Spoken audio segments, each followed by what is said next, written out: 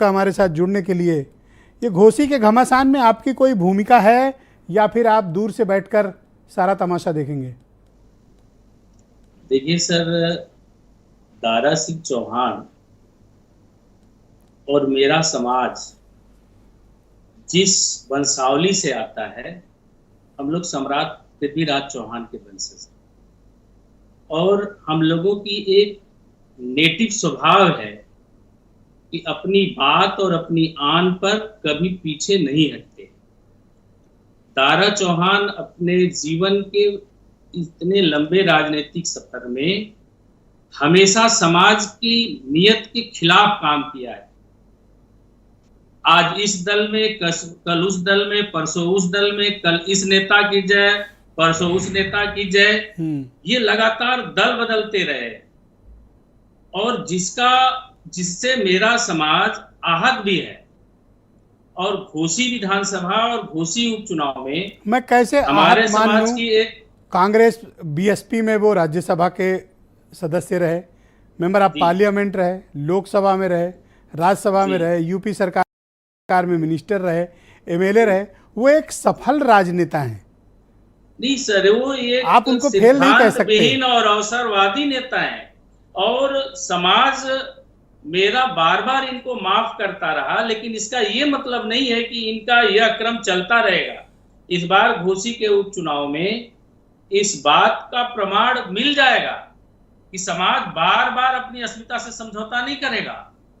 और उस घोसी विधानसभा आपकी भूमिका घोसी में क्या रहेगी? घोसी विधानसभा में हमारा पार्टी का बहुत मजबूत ऑर्गेनाइजेशन है। मैंने तो फागू चौहान के खिलाफ जनवादी पार्टी को लड़ा करके 22,000 वोट पाया। वहां का समाज अपने नेता और दल के प्रति समर्पित है और इस उपचुनाव में दारा चौहान को चौहान समाज वोट देने नहीं जा रहा है। पर आज तक आप दारा चौहान के मुकाबले अपना शक्ति प्रदर्शन संजय जी नहीं कर पाए। अब दारा चौहान के खिलाफ लड़ने का अवसर था। दारा चौहान देखे कि मैं भाजपा में रहूंगा, संजय चौहान जी मेरे खिलाफ कैंडिडेट उतार देंगे, मैं चुनाव हार जाऊंगा।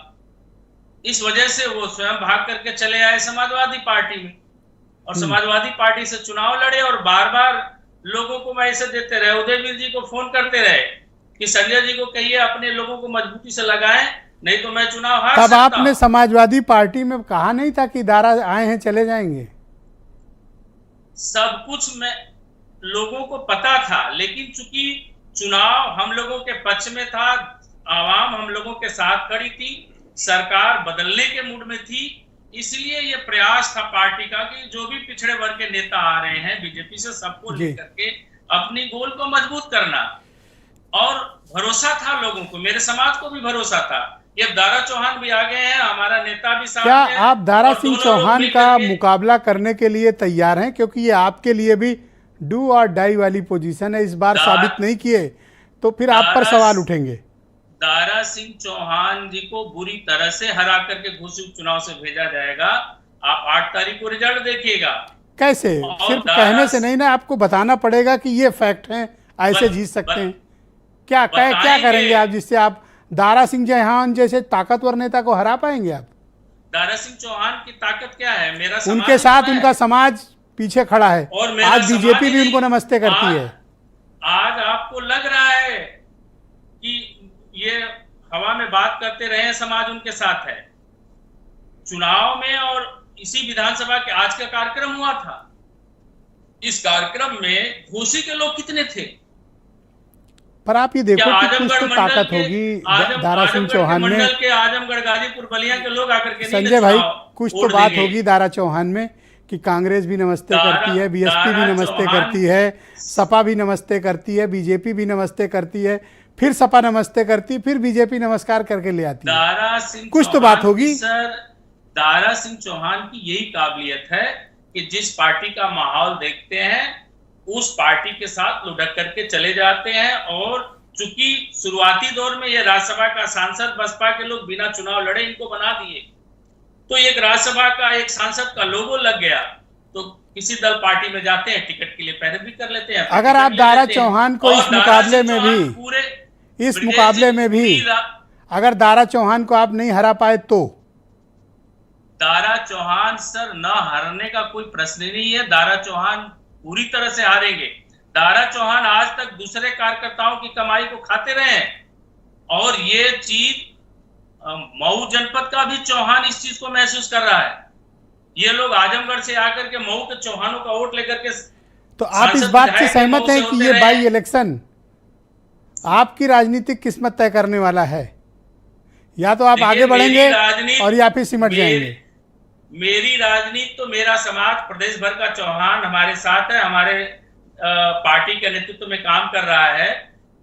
दारा चौहान चुनाव निश्चित तौर पर हारेंगे, उनके साथ चौहान भी नहीं है। आप ग्राउंड लेवल पर भी जाकर के देख लें और हम उसको साबित करेंगे। अभी हम लोग जब मैदान में उतरेंगे, फील्ड में जाएंगे, तो आपको देखो वो ऑलरेडी उतर गए हैं, लड़ रहे हैं और आप कह रहे हैं कि आप उतरेंगे। आपने कितनी रैली सभाएं की? कार्यकर्ता लगातार वहां लगे हुए। आपने कितनी रैली सभाएं की अब तक दारा चौहान के खिलाफ? अब समय आया, आप करेंगे उधर। पहले तो हम लोग काम कर ही रहे थे। अगला आदमी एक राउंड लगा के अखाड़े का ललकार रहा है और आप सर घर से निकले नहीं अभी, कैसे लड़ोगे दारा से? ये ओम प्रकाश राजभर और दारा चौहान की जो ललकार है सर, मैं आपको बात याद दिलाऊं, यही मऊ जनपद है। इस मऊ जनपद में सबसे पहली रैली ओम प्रकाश राजभर ने अपनी किया था, अपने पार्टी बना करके, और मन से कसम खाया था कि मैं झोला लेकर के आया हूं राजभर समाज के बेटा को नेता बनाने के लिए। मैं और मेरा परिवार कभी आजीवन चुनाव नहीं लड़ेगा। और आज सर वो सब राजभर जी की वो बात भूल जाओ। आज वो एक अलग लेवल के नेता हैं। दारा सिंह चौहान की परीक्षा नहीं है, राजभर जी की भी ये चुनाव परीक्षा है। और राजभर समाज भी ओम प्रकाश राजभर के कहने से वोट देने नहीं जा रहा है।